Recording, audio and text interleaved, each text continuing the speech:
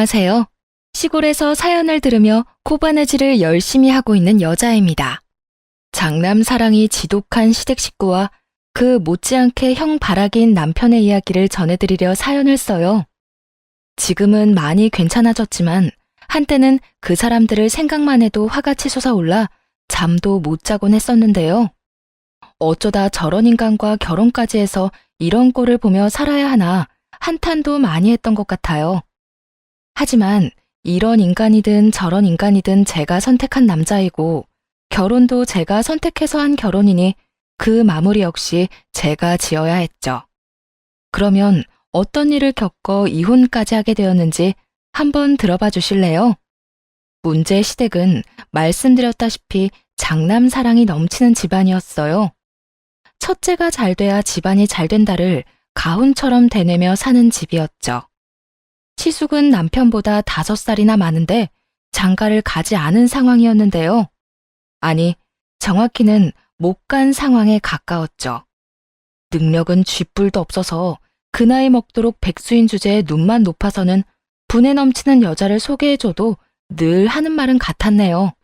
꼴의 여자라고 치마 입고 온 꼴이 얼마나 웃기는지. 아니, 그 코끼리 다리를 해서 무슨 용기로 치마를 입었나 몰라. 여자는 자고로 4사, 조금 보기 좋다 싶으면 5 사이즈가 딱인데 그 이상이면 치마를 입지 말란 법이라도 생겨야 하는 건데 말이야. 이 말만 들어도 딱 아실 것 같지 않나요? 그 쓰레기 같은 인성 말입니다. 처음 결혼을 하고 시숙의 실체를 알았을 땐 정말 놀랐는데 어느 정도 세월이 흐르고 나니 저딴 말을 들어도 아무렇지도 않더라고요. 적응하기 나름이라더니 도저히 적응이 안 돼서 아예 귀담아 듣지 않았더니 무시하는 것으로 적응이 된 것이었죠. 그나마 다행스러운 건 시댁이 좀 살만하다는 것이었죠.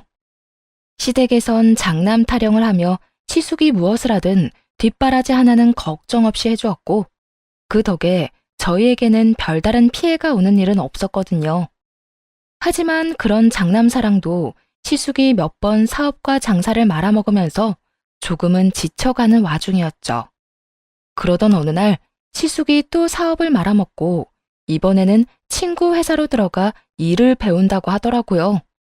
웬일로 정신을 차렸나 했더니 친구네 회사에서 일을 배워 또 사업을 하겠다는 것이 그 목적이었어요. 여보, 우리 형 이번엔 형네 친구 회사에 들어간다네. 거기서 일 배워서 이번엔 사업 제대로 해볼 모양이야. 아니, 또 사업을 한다고? 아주버님 나이에 취업이 어렵단 거 알긴 하는데 아무리 그래도 이제 사업은 그만하는 게 맞지 않을까? 한두 번도 아니고 매번 그렇게 돈만 날리는 거 보면 아주버님 사업엔 소질이 없는 것 같은데. 뭐? 당신 지금 우리 형 무시해? 우리 형은 뭐든 잘해낼 수 있거든. 이때까지 망한 건 다 경험이 부족해서 그랬던 거고 이제 진짜 성공할 일만 남아있다고.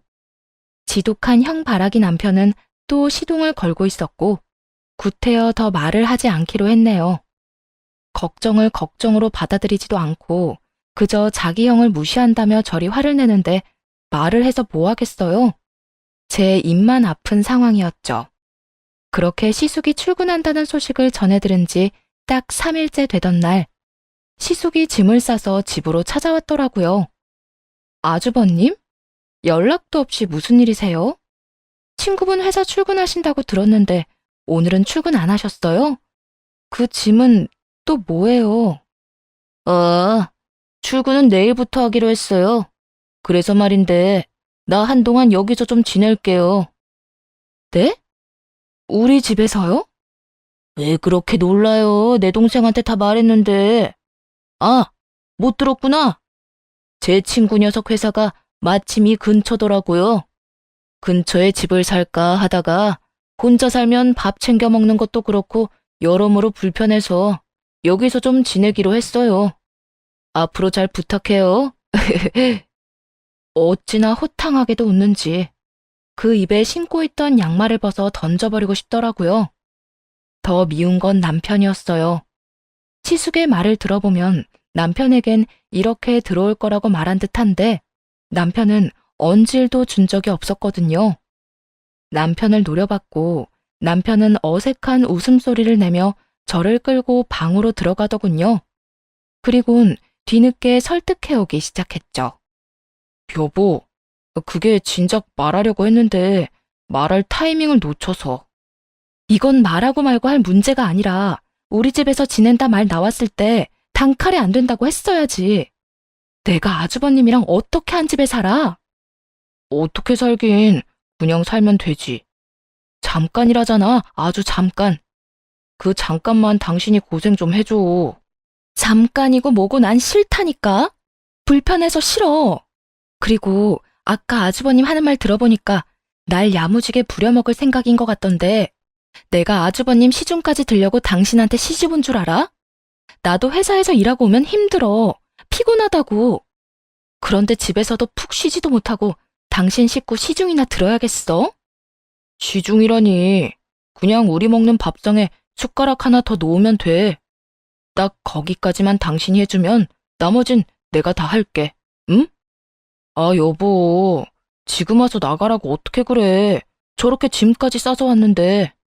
그러지 말고 이번 한 번만 좀 참고 넘어가자. 응? 더도 덜도 말고 딱 일주일만. 일주일만 참아줘. 아, 딱 일주일이다. 알겠어?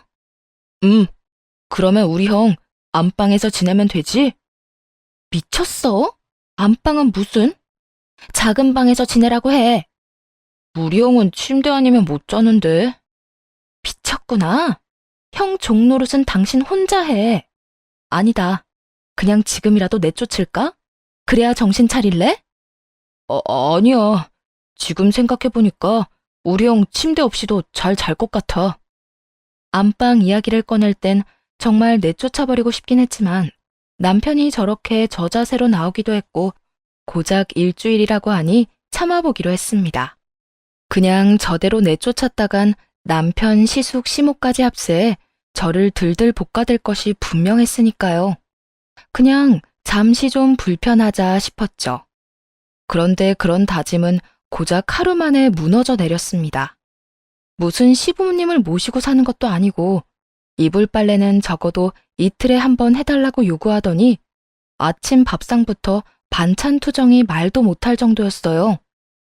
재수씨, 고기 반찬 없어요? 난 아침에 고기를 먹어야 힘이 나는데.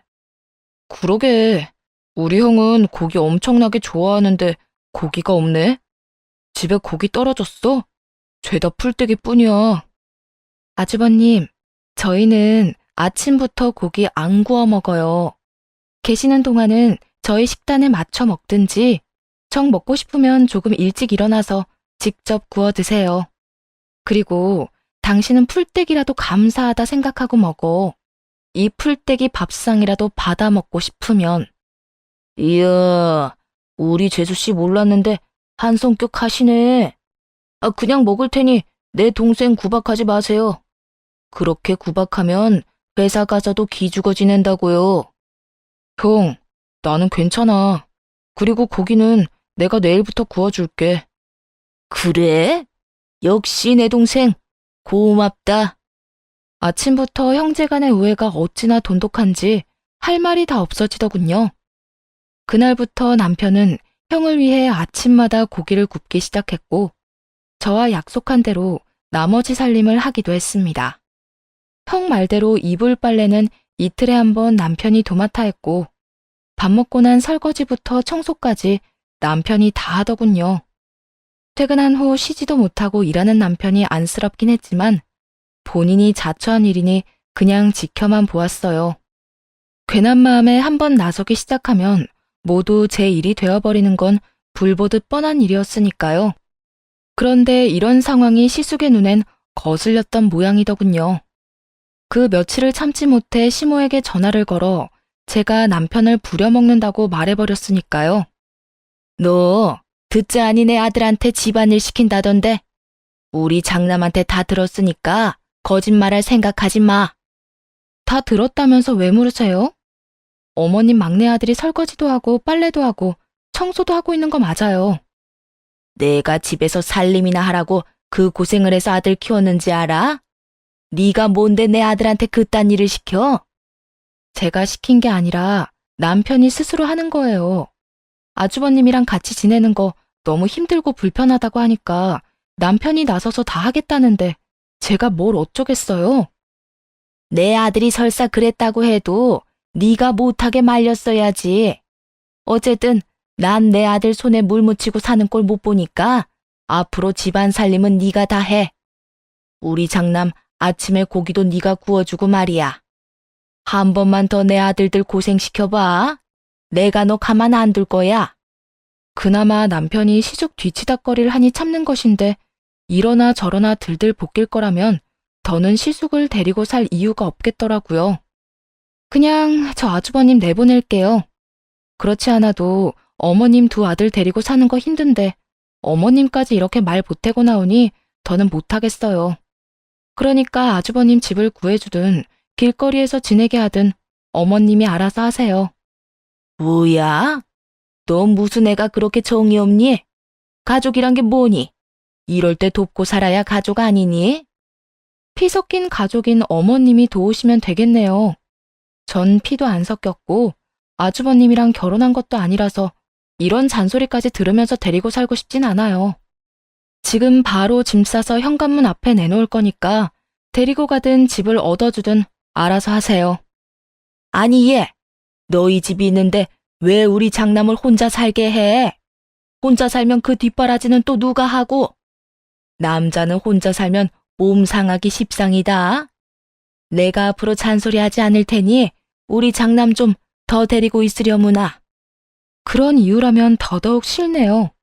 제가 무슨 아주버님 도우미도 아니고 정 그렇게 걱정이면 시댁에 돈 많으니까 집도 얻어주고 도우미도 구해주세요. 그러면 되지 않겠어요? 이만 끊을게요. 그렇게 전화를 끊자마자 시숙의 짐을 싸서 현관문 밖에 내놨고 퇴근하고 돌아온 시숙을 그대로 집에서 내쫓았죠. 시숙이 저항 한번 못해보고 쫓겨났던 걸 안 남편이 화를 냈지만 더 크게 화가 난 제 승리였네요. 당신 진짜 미쳤어? 아무리 그렇다 해도 우리 형을 그런 식으로 내쫓으면 어떻게 해?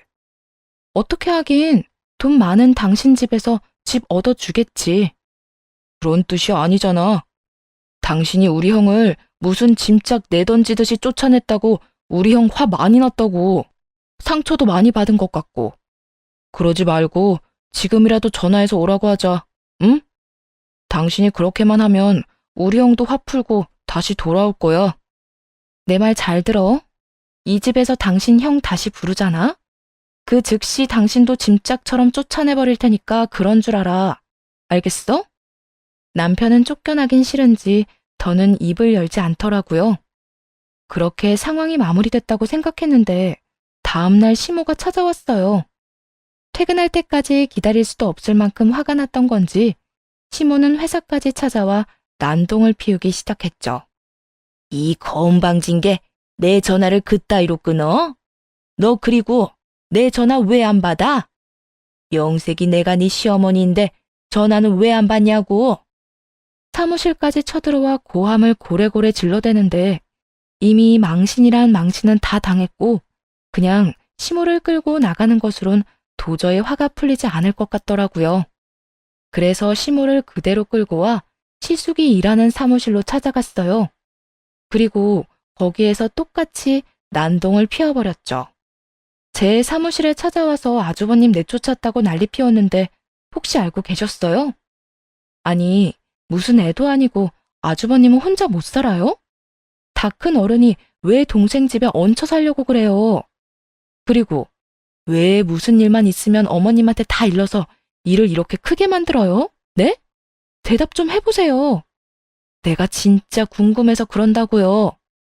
시숙은 창피하긴 했는지 얼굴을 가린 채 애써 외면하고 있었고 또다시 시모는 입에 담지도 못할 욕설을 퍼붓기 시작했습니다. 이 독한 것, 이 매정한 것, 네 시숙 쫓아낸 것도 모자라 여기가 어디라고 찾아와서 이 난동을 피워대? 왜요? 전 어머님이 한 그대로 했을 뿐인데. 제 회사에서 어머님이 난동 피운 건 괜찮고 제가 여기에서 난동 피우는 건 안 되나 봐요? 왜요? 저는 며느리이고 아주버님은 어머님의 그 잘난 장남이어서? 저도요. 저희 집에선 귀한 장녀라고요. 그냥 주워온 딸 아니라고요.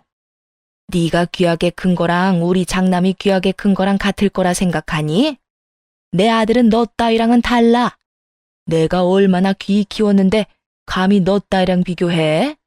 다 됐고, 우리 장남 오늘부터 다시 그 집에 들어가서 살 거니까 그런 줄 알고 내 아들들 잘 케어해. 알겠어? 마음대로 해보세요. 과연 집에 들어갈 수 있을지 없을지 두고 보자고요. 집으로 돌아오자마자 비밀번호를 바꿔버렸고 남편 놈까지 집에 들이지 않았네요. 상황이 그렇게 흘러가자 시모는 도저히 안 되겠다 싶었는지 한 발 물러서 남편만 집에 들어가게 해달라 하더라고요. 그렇게 남편은 집으로 돌아오게 되었고 시숙은 저희 집과 가까운 곳에 집을 구하게 되었죠. 집에서만 내보내면 다 끝일 거라 생각했는데 그게 아니더군요. 시모는 하루가 멀다고 전화를 해서는 이거 해줘라 저거 해줘라 명령질을 하기 시작했으니까요.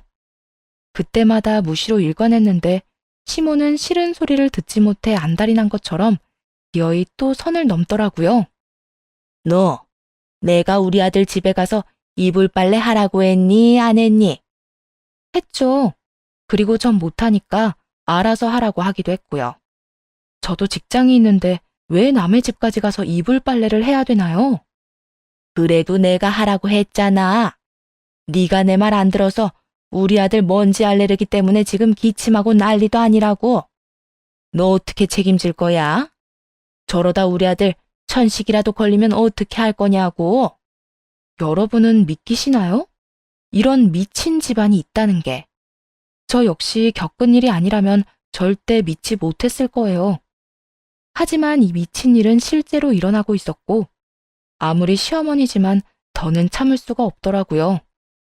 아니, 제가 오치 집안 전용 하녀도 아니고 왜 어머님 장남 이불 빨래까지 해야 하며 먼지 알레르기로 기침하는 것까지 책임져야 하는데요? 전요, 어머님처럼 우리 장남 하면서 살기 싫어요. 하물며 아주버님은 내 아들도 아니잖아요. 그렇게 아들 걱정에 눈물이 앞을 가리면 품에 끼고 사세요. 괜히 엄한 사람 오라가라 하면서 괴롭히지 말고요. 앞으로도 어머님이 뭐라고 하든 저 그 집 가서 일 절대 안 해요. 그러니까 그런 줄 알고 이런 연락 하지도 마세요. 시모는 이런 말이 전혀 들리지도 않았는지 그 뒤로도 계속 이런저런 요구를 해왔지만 끝까지 다 무시로 일관했네요. 아예 전화도 받지 않았고 문자에 답장도 하지 않았죠. 그런 일이 계속 반복되자 시모도 포기를 했는지 더는 그런 문제로 연락이 오진 않더군요. 그렇게 짧은 평화가 찾아왔고 시숙 문제가 빠지니 남편과 싸울 일도 없더라고요. 그러던 어느 날 시숙에게 연락이 왔어요. 휴대전화에 시숙이 뜨는데 한숨부터 터져 나오더군요. 전화를 받지 말까 생각도 했지만 피해봤자 어떻게 해서든 연락을 취해올 것이 분명했기에 그냥 전화를 받았죠. 재수 씨, 왜 이렇게 전화를 안 받아요? 바빠요? 조금 바빴어요. 무슨 일이에요? 아, 그게 다른 게 아니라 재수 씨 동생이 가게 한다고 들었는데 이번에 그 일 좀 배우고 싶어서요. 저번에 재수 씨 다녀가고 나서 얼마나 뒷말이 많은지 그냥 그만둬 버렸어요. 그래서 이제 친구 일도 못 배우게 됐고 뭐 좀 해볼까 하던 찰나에 재수 씨 동생 생각이 나지 뭐예요? 들어보니 손만 댔다 하면 대박 터진다고 하던데 저도 가서 일도 좀 배우고 도움도 좀 주고 싶어서 전화했어요. 이제 하다 동생 일까지 탐내더라고요. 제 동생은 20살 때 대학교도 가지 않고 잠잘 거 못 자고 놀 거 안 놀고 그야말로 피나는 노력으로 연구하고 공부해서 자리 잡은 가게였어요. 그런데 그런 가게에 시숙이 발을 들이는 순간 또 어떤 피해가 생길지 아무도 모르는 상황이었죠. 절대로 안 된다고 딱 잘라 말하고 연락을 끊어버렸고 아니나 다를까 도돌이표처럼 시모에게 연락이 오더군요. 너 때문에 우리 아들 그 회사에서 일도 제대로 못 배우고 나오게 됐는데 네 동생 일 좀 배우게 해주는 게 그렇게 힘드니? 그런 걸로 따지면 어머님 때문에 저도 회사 그만뒀어야 했어요. 아주버님이 회사를 그만둔 건 그냥 하기 싫어서 그만둔 거라고요. 그러니까 저한테 책임 전가할 생각도 하지 말고 제 동생 가게하고 아주버님 엮을 생각도 하지 마세요. 말이야 바른 말이라고. 내 아들이랑 엮이면 네 동생 가게에 좋은 거 아니니? 혹시 아니? 우리 아들이 네 동생 가게 일 도와줘서 더 대박 날지.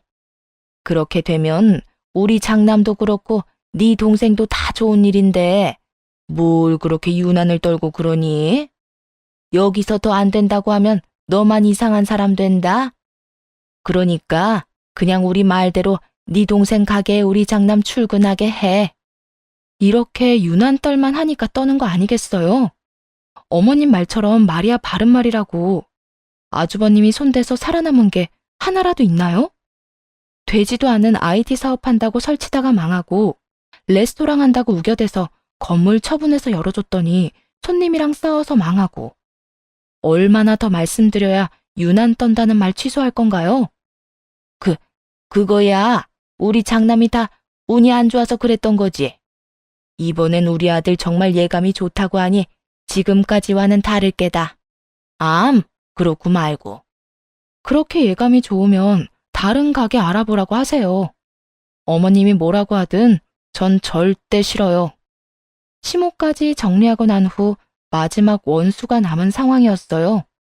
조금의 생각이라도 있다면 동생 가게만큼은 내버려두겠지 했는데 신랄 같은 희망을 남편놈은 바람에 날려버리더군요. 당신 꼭 이렇게까지 해야 해? 그냥 처남 가게 우리 형 일만 하게 해주면 되는 거잖아.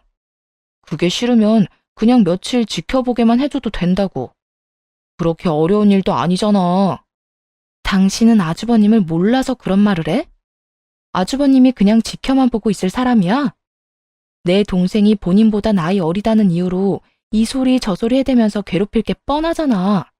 그리고 내 동생 보고 가게 장사해서 벌면 얼마나 버냐고 그렇게 무시하더니 이제 와서 부탁을 하고 싶어? 부끄럽지도 않아? 내가 틀린 말 했어. 처남이 벌어봤자 얼마나 번다고. 뭐 그렇게 대단한 가게도 아니면서 유난 좀 떨지 말고 우리 형 좀 넣어줘.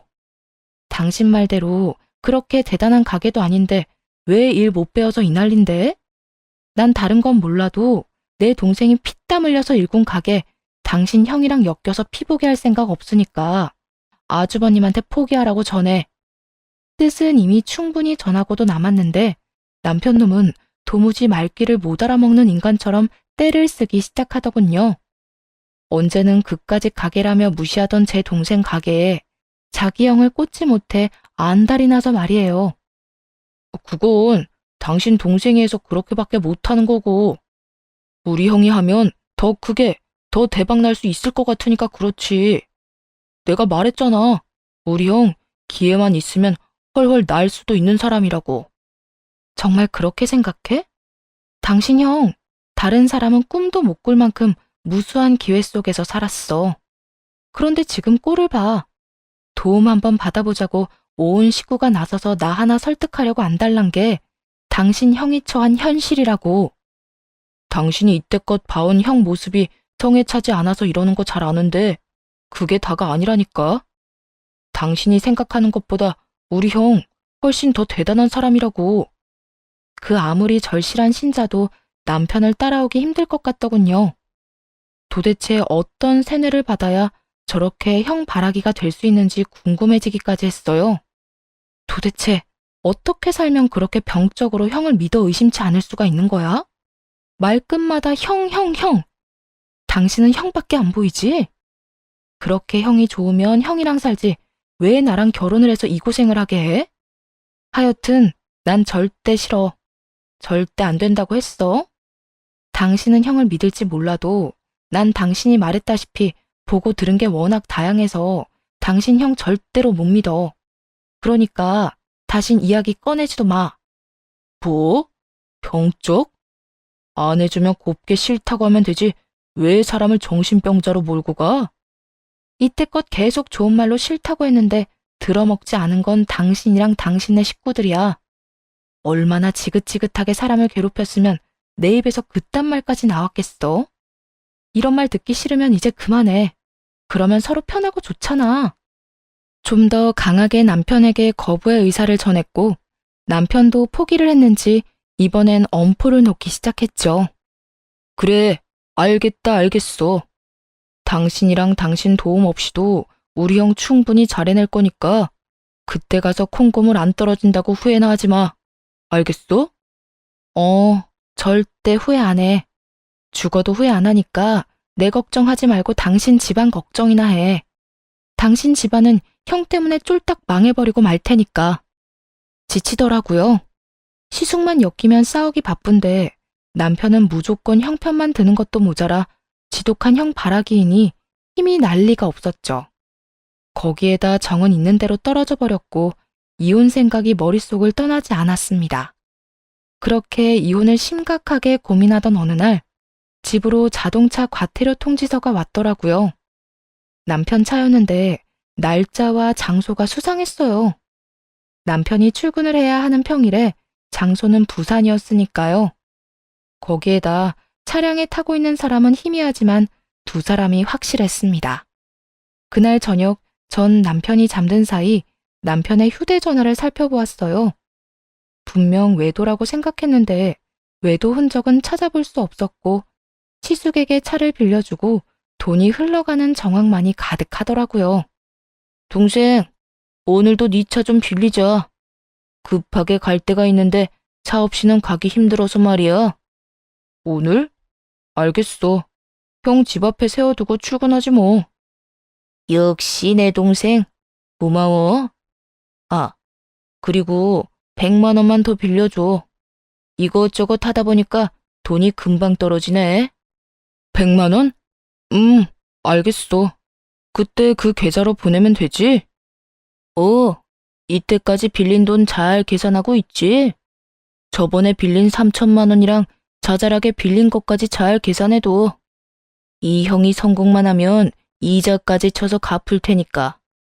이번엔 진짜 성공할 것 같은 예감이 드니까 곧 갚을 수 있을 거다. 형 믿지? 그럼 난 형 믿지. 이번에 우리 처남 가게 일은 내가 미안해. 집사람이 너무 예민하게 굴어서 나도 어쩔 수가 없었어. 예전엔 안 그랬는데 요즘에 너무 예민해져서 나도 때론 버겁다니까. 그러니까 형이 이해해줘. 신경 쓰지 마. 워낙 할 게 없어서 그거라도 해보려고 했던 건데 지금 하려는 사업이 전망이나 돈벌이나 여러모로 그거보다 더 괜찮다니까. 그나저나 재수 씨 성격 장난 아니더라.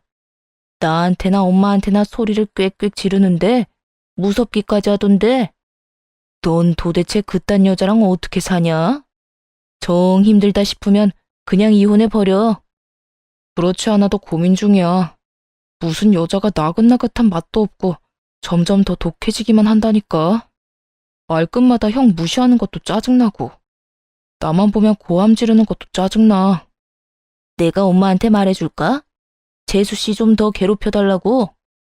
우리 엄마가 다른 건 몰라도 재수씨 괴롭히는 거 하나는 기가 막히잖아. 됐어. 그러다가 도리 엄마가 당해. 요즘 보니까 그 여자가 미쳐버렸는지 엄마한테도 할 말 못할 말 가리지 않고 다 해대던데. 그러다가 엄마 쓰러지기라도 하면 어떡해?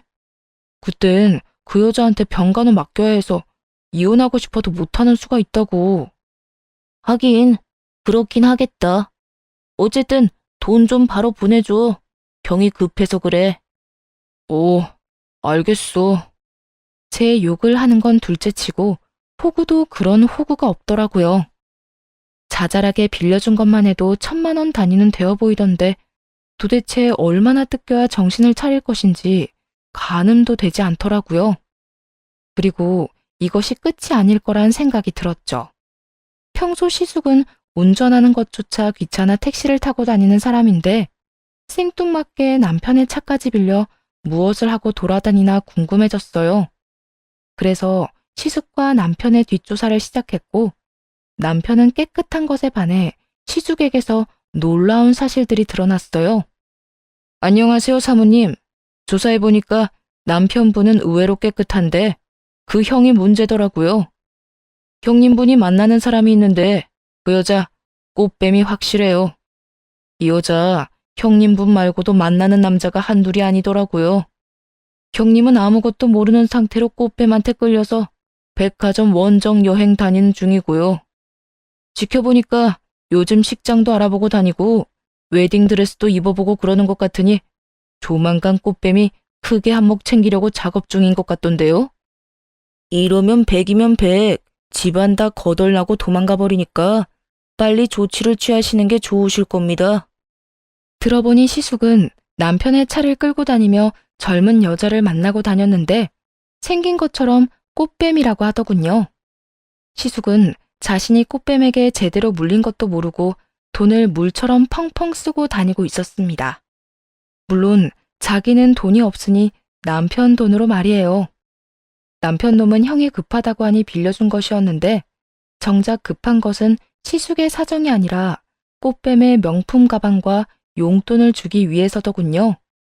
그렇게 남편이 시숙에게, 시숙은 꽃뱀에게 꽤 큰 돈을 주고 있었고 그냥 뒀다간 저에게까지 피해가 올 상황이었죠. 어차피 시숙이 꽃뱀에게 물렸다고 남편에게 말해봤자 우리 형은 그런 멍청한 짓을 할 리가 없다고 개거품을 물 것이 뻔하고 그런 남편을 설득한 마음도 힘도 없는 상황이었습니다. 그래서 이혼을 하기로 결심했고 바로 남편에게 이혼을 통보했네요. 물론 꽃뱀 이야기는 쏙 빼놓고 말이에요. 우리 이혼해.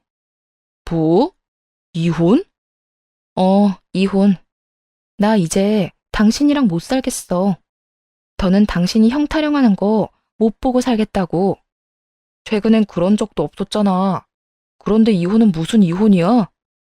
남편은 마치 우리 사이에 아무 문제도 없었다는 듯 이혼 이야기를 꺼내는 제가 이상하다는 표정이더군요. 시숙과 대화를 할 때만 해도 이혼하고 싶어 안달이 난 것처럼 굴어놓고선 말이에요. 그래서 돈 이야기를 아주 살짝만 꺼내기로 했죠. 당신 휴대전화 다 봤어. 당신 아주버님한테 돈 빌려줬더라? 그것도 꽤 많이 말이야. 이때까진 그래도 우리 가정에 큰 피해 안 주니까 참았던 건데 더는 못 참아. 형이라면 끔뻑 죽는 그 종노릇은 당신 혼자 하고 살란 말이야. 가족끼리 돕고 사는 걸로 종 이야기까지 나오는 건 너무 심한 거 아니야? 그리고 내 돈으로 우리 형 좀 도와준 게 왜 우리 가정에 피해가 되는 건데? 내가 알아서 피해가 되지 않을 만큼만 빌려줬다고. 피해가 되지 않을 거라는 건 누가 장담하는데? 그리고 당신 돈이라고 했어? 생활비도 제대로 안 주는 주제에 내 돈이라고 주장하는 건 너무 뻔뻔하다고 생각 안 하니? 그까지 생활비 얼마나 된다고 그래? 당신도 돈 벌잖아. 당신 돈으로 생활하면 되는 일 아니야? 그리고 봤으니까 알 거 아니야. 우리 형이 이번엔 꼭 성공할 것 같다고, 성공만 하면 다 갚아준다고 했다고. 나는 그 이번엔 꼭 성공한다는 그 말이 지겨운데 당신은 지겹지도 않니? 하긴 매번 그 말을 그렇게 믿어 의심치 않는데 지겨울 리가 있겠어? 난 안 지겨워. 우리 형 믿으니까. 그러니까 당신도 우리 형에 대해서 함부로 말하지 마. 다른 건 몰라도 나 우리 형한테 그런 식으로 말하는 거 못 참아. 그래, 참지 마. 참지 말고 이혼하자. 어차피 당신도 나랑 살기 싫은 거 아니었어? 언제는 이혼 못해 안달인 것처럼 굴더니 왜 이렇게 말이 많아? 단호한 태도의 남편은 외려 더 당당하게 나오며 큰 소리를 치더군요. 그래, 하자 이혼.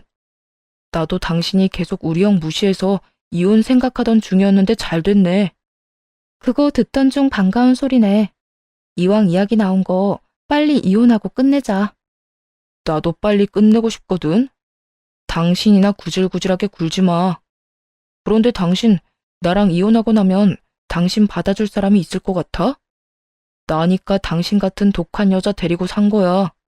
그간에 정이 있어서 그냥 데리고 살려고 했던 건데 이혼하자고 먼저 이야기해주니까 고맙네 고마워. 나야말로 당신 인생이 불쌍해서 데리고 살아준 거야. 그 빌어먹을 향바라기 인생이 안타깝고 불쌍해서 말이야. 이혼 말해줘서 고맙다고 했지. 그거 하나만큼은 통했네. 나도 당신이 나랑 이혼하고 싶다고 해서 정말 고맙다. 진심으로. 마지막으로 한 말은 진심이었어요. 이혼하기 싫다고 울고불고 하며 질질 끌면 어쩌나 걱정했는데 저렇게 나와주니 진심으로 고마울 수밖에요. 그렇게 신나는 마음으로 이혼을 진행했고 남편은 위자료를 받아내려 갖은 애를 썼지만 헛수고였죠. 남편은 물론이고 시숙, 시모가 워낙 한 짓이 많아 원하던 위자료는 오히려 제가 더 많이 받고 이혼할 수 있었습니다. 이혼을 당하는 그때까지도 전 남편은 참 당당하더군요. 그까짓 돈? 줄게. 주면 될 거 아니야. 원하는 대로 얼마든지 줄 테니까 힘들다 외롭다고 하면서 찾아오지나 마. 그때 가서 울고불고 빌어도 절대 안 받아줄 거니까. 착각도 병이다 병. 난 너 2번 다시 찾아갈 생각도 없으니까 그런 걱정은 하지도 말고 네 사랑하는 형이나 걱정하면서 살아. 백수가 어디서 뭘 한다고 그렇게 큰 돈이 자주 필요한지 좀 묻기도 하고 말이야. 우리 형이 어디서 뭘 하든 관심 꺼. 이제 나랑 아무 사이도 아니잖아. 곧 우리 형 큰일 할 건데 괜히 당신 입에 올랐다가 부정이라도 타면 당신이 책임질 거야? 큰일? 그래, 참 큰일을 하고 다니고는 있더라. 아주 기대해도 좋을 거야. 뭘 기대하든 그 이상이 펼쳐질 테니까. 당신 뭘 알고 그런 말 하는 거야? 당신 지금 알고 있는 게 뭔데 이래? 기다려봐. 당신 그 대단한 형이 아주 큰 일을 벌이고 있으니까. 그러면 형 믿고 잘 먹고 잘 살아. 당신이 그러지 말라고 해도 그럴 거거든. 당신이나 후회하지 말고 잘 먹고 잘 살아. 화도 나지 않았고 그저 불쌍할 뿐이었어요. 앞으로 펼쳐질 전 남편의 인생이 훤히 보였으니까요. 그 후 모든 것은 예상대로 흘러갔어요. 장장 6개월이란 시간 동안 전 시숙에게 빼먹을 만큼 빼먹은 꽃뱀은 하루아침에 잠적을 해버렸다고 하더라고요. 전 시숙은 믿을 사람이 없어 꽃뱀을 믿은 죄로 폐인이 되었다고 하더군요. 형에게 빌려준 모든 돈이 꽃뱀에게 흘러갔을 뿐만 아니라 형이 폐인이 되어 이젠 받을 수 없는 돈이 되어버렸다는 사실을 전 남편 역시 뒤늦게 깨달았고 쌍으로 폐인이 되었다고 하더군요. 들어보니 전 시숙은 질 안 좋은 대부업체에게도 돈을 빌려 전 남편의 회사에서까지 한바탕 난동이 벌어졌다 하더라고요. 결국 전 남편은 회사에 스스로 사표를 내게 되었고 살 길은 저를 붙잡는 것뿐이다 싶었는지 연락이 오더군요. 마지막까지 당당하던 모습은 온데간데 없이 사라지고 우는 소리는 내며 힘들다고 매달리는데 기도 차지 않는 상황이었죠. 제발 부탁인데 나 좀 살려주라. 나 이러다 진짜 어디 야산에 묻히게 생겼어. 날마다 무서운 사람들이 찾아와서 돈 달라고 그러는데 나 너무 무서워. 당신 상황이 그런데 나보고 도대체 어쩌라는 거야? 나보고 그 덩치들이랑 싸우기라도 하란 말이야? 아니, 그런 게 아니라 나 돈 좀 빌려주면 안 될까? 많이는 아니고 당장 급한 5천만 원 정도만 좀 빌려줘. 어? 5천? 너는 5천만 원이 누구 집 강아지 이름인 줄 아니? 난 너한테 그렇게 큰 돈 줄 생각 없어. 내가 널 뭘 믿고 그 큰 돈을 빌려와야 하며 네가 내 입장이었으면 너 같은 인간한테 내 돈을 빌려주고 싶겠어? 정 돈이 급하면 네 형한테 말해. 어차피 그 돈 다 네 형이 쓴 거잖아. 우리 형, 아니, 그 인간 이야기는 말도 꺼내지 마. 내 인생 이렇게 막장 만들어 놓고 그 인간은 그 꽃뱀만 찾으러 다닌다고. 완전히 미쳐버렸다니까. 형밖에 몰라 저와 이혼까지 한 전 남편은 전 시숙 이야기에 노발대발 화를 내더군요. 저딴 상황이 되고 나서야 자신이 그렇게 존경하던 형이 사실은 망난이었단 사실을 깨달은 전 남편이 그저 한심할 뿐이었습니다. 그러게 진작 당신 형은 그런 사람이 아니라고 집안을 다 말아먹고야 말 거라고 경고했을 때 주의 깊게 들었다면 적어도 이런 최후는 아니었겠죠. 하지만 뭐 생각은 생각이고 여기에서 전 남편에게 조금의 여지라도 줬다간 앞으로의 제 인생이 피곤해질 거란 확신이 들었죠. 그래서 좀 더 냉정한 말을 고르고 골라 전 남편에게 쏟아냈네요. 그 인간 그렇게 만든 건 너랑 네 식구들이야. 이제 와서 누굴 탓해? 하여튼 난 너한테 땡전 한 푼 빌려줄 생각 없으니까 다신 연락도 하지 마. 여보, 그렇게 딱 잘라 안 된다고만 하지 말고 나 살려준다고 생각하고 빌려줘. 나 이러다 진짜 큰일이 날 것 같다니까. 누구더러 여보래. 이혼까지 다 해놓고 이제와 후회해봤자 소용없다 이거야. 그리고 사람 그렇게 쉽게 안 죽어. 그러니까 그런 걱정은 하지 말고 꼭 살고야 말겠다는 생각으로 일이나 해. 투잡, 쓰리잡 뛰어서 죽을 때까지 갚다 보면 언젠가는 다 갚지 않겠어? 정말 이렇게까지 매정하게 굴 거야? 당신은 정도 없어? 그래도 우리가 함께한 세월이 얼만데 이렇게까지 굴어. 막말로 내가 바람을 피웠냐? 당신한테 못할 짓을 하기랬냐? 내가 뭘 그렇게 잘못했길래 이렇게 모질게 굴어? 그걸 몰라? 당신은 내가 당신을 필요로 할 때마다 나 말고 형을 선택하던 사람이었어. 난 당신이랑 사는 동안 외로웠고 보호받지 못했다고. 그건 우리가 이혼하는 마지막 그 순간까지도 변하지 않았고, 그게 우리가 이혼한 이유이자 내가 당신한테 모질게 하는 이유야. 내가 당신한테 받은 마음이 없는데 나라고 당신한테 마음을 줄 이유가 없잖아. 하물며 이혼까지 했는데 더 그렇게 할 이유가 없지 않겠어? 그러니까 나한테 괜히 기대하지 말고 연락도 하지 마. 속 시원하게 할 말을 다 하고는 전화를 끊어버렸습니다. 그 후 전 남편은 제 조언이 꽤나 와닿았는지 쓰리잡까지 하며 빚을 갚아나가고 있다 하더라고요. 전 시숙은 전 남편이 말한 그대로 여전히 꽃뱀 찾아 산만리라는 영화 한 장면을 찍는 중이었고, 그 덕에 전 시모는 뒷목을 잡고 넘어가 병원 신세를 지고 있다고 했고요. 그렇게 모든 게 다 끝이라고 생각했는데 질기고 질긴 인연은 쉽게 끊어지지 않더라고요. 병원 신세를 지고 있다던 전 시모가 병원에서 연락을 해왔거든요. 얘야, 잘 지내니? 아, 웬일이세요? 그게 내가 요즘 병원에 있는데 내 병간호 해줄 사람이 마땅치 않아서 연락했어. 사람을 부르자니 너도 알다시피 우리가 돈이 어디 있니? 그 많던 재산 그놈이 다 날려먹고 빚까지 있는 상황인데. 그래서 말인데 네가 와서 날 좀 돌봐주면 안 되겠니? 내가 혼자선 생활하기가 너무 힘들어서 그래. 듣기론 정신은 멀쩡하다고 했는데 그때 보니 오진을 한 것이 분명해 보였어요. 이렇게 정신 나간 소리를 아무렇지 않게 하는데 정신만큼은 멀쩡하다니 도무지 이해가 되지 않더라고요. 정신은 멀쩡하다고 들었는데 혹시 치매라도 걸렸어요? 나 당신 아들이랑 이혼한 지가 언젠데 그딴 부탁을 해요. 이보세요 아줌마, 정신 차려요. 내가 아직도 아줌마 며느리로 보여요? 뭐야? 아줌마?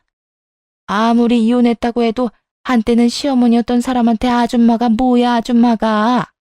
그리고 치매라니. 치매라니?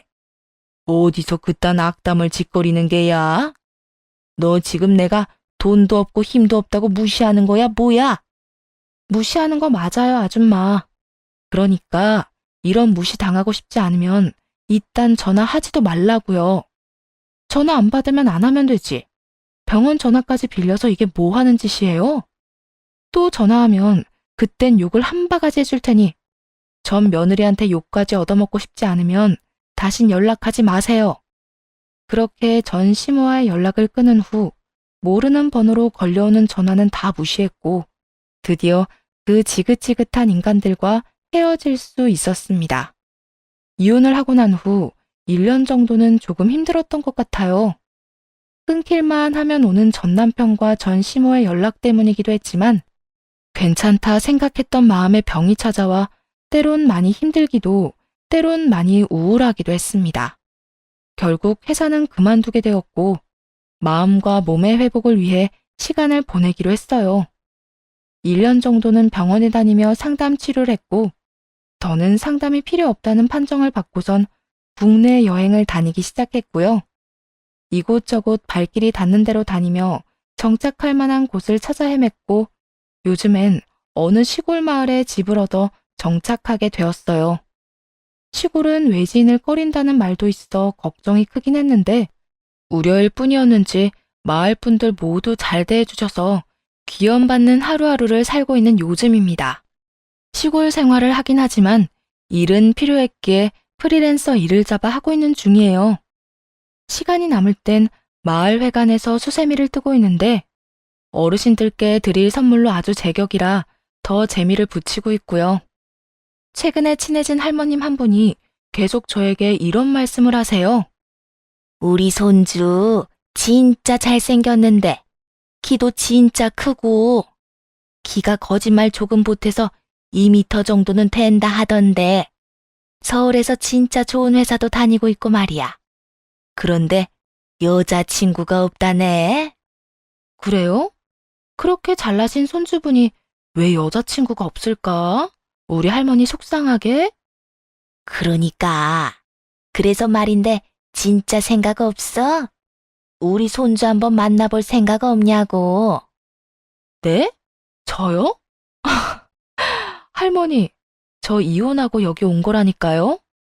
이혼 한 번 한 게 무슨 흠이라고. 내가 아가씨가 너무 탐이 나서 그래. 그러지 말고 우리 손주 한번 만나보면 안 될까? 이혼한 건 생각하지 말고 그냥 한번 만나나 봐. 생각해 볼게요. 생각해보고 말 것도 없어. 꼭 우리 손자를 만나서 잘해보라는 게 아니라 우리 손자를 시작으로 하나 둘 만나보란 말이야. 아직 이렇게 젊고 예쁜데 언제까지 이 노인네들이랑 농담 따먹기나 하면서 살려고 그래? 그까짓 이혼 한 번 했다고 해서 죄 지은 기분으로 주눅 들어서 살 필요도 없어. 세상 사람들은 그렇게 남 일에 관심도 없고 이혼한 거 안다고 한들 손가락질 하지도 않아. 혹시나 손가락질하는 인간들이 있다면 그 인간들이 잘못된 거지. 아가씨가 잘못된 인생을 산 게 아니란 말이야. 그러니까 즐기면서 살아. 행복하게. 이런 이야기를 전해드리는 이유는 저 말 때문이에요. 이혼 한 번 한 게 흠도 아니라는 말이요. 왜 이혼한 사람들은 이혼이 무슨 큰 흠이라도 되는 듯 또 실패한 인생이 된 것만 같아 괜히 주눅이 들곤 하잖아요. 그런데 세상 사람들은 이혼한 사람을 꼭 그렇게 보지만은 않더라고요. 살 만큼 살았다는 말을 하루에 10대번은 더 하시는 저 할머니마저도요. 그래서 할머니의 말씀처럼 행복하게들 사시라고 이야기하고 싶었네요. 물론 저도 그럴 예정이고 말이에요. 이렇게 사연을 쓰게 된 것 또한 할머니 덕분인데요. 상처를 씻어내기 위해 돌고 돌아 이곳에 정착을 하고 여기에서 마음의 위안을 얻어 다시 시작할 용기를 얻은 만큼 여러분에게도 작은 위안과 용기를 드리고 싶어 사연을 쓰게 되었습니다.